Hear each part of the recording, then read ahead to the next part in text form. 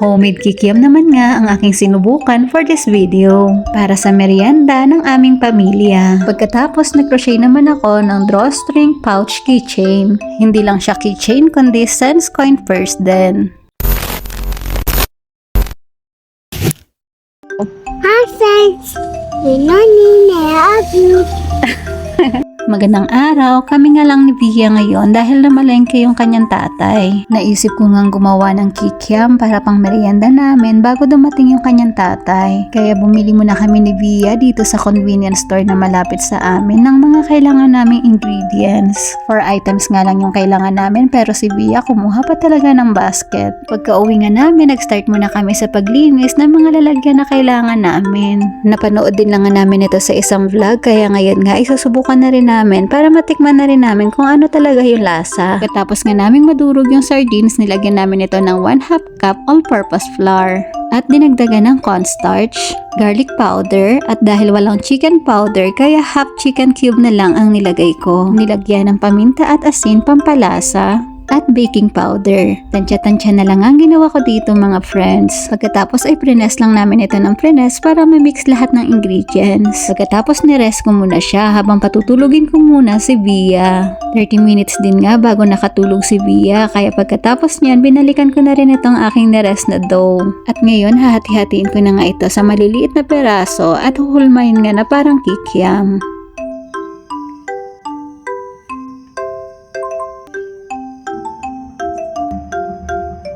Ready to cook na nga ito pero bago ko nga iprito yan, uunahin ko muna ang paggawa ng sauce. At para naman sa sauce, naglagay ako ng konting tubig sa maliit na kaserola. Pinaghalo-halo ko yung toyo, suka, asukal, asin, paminta. Nilagay ko na rin yung bawang at sibuyas. Kinanaw na cornstarch sa tubig at halo-haluin hanggang sa lumapot.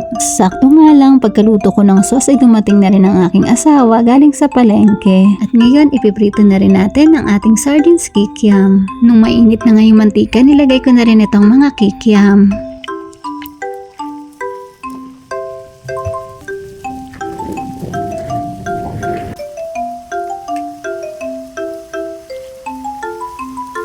Grabe, itsurang kikiam talaga siya na nabibili sa market. Pati ngayong amoy, kuhang-kuha talaga. Kaya excited na rin talaga akong matikman ito.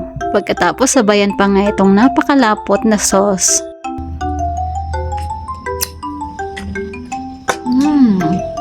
Kikiam din.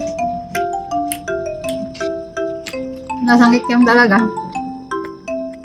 Harap. Yung oil lasa niya Bia. Huwag ko kailan baka mangamuyan ako. Oil doon sa jeep. Thankful talaga ako sa Diyos sa bagong pagkain na aming natikman at sa kalakasan din na binigay sa akin para mapaglutuan ang aking pamilya. Kinabukasan na nga ito, dito naman ako nagtrabaho sa aking crochet area. Naisipan ko ngang gumawa ng keychain at the same time cents coin purse na din. Gamit nga itong aking mga tira-tirang yarn sa mga nakaraan ko pang project.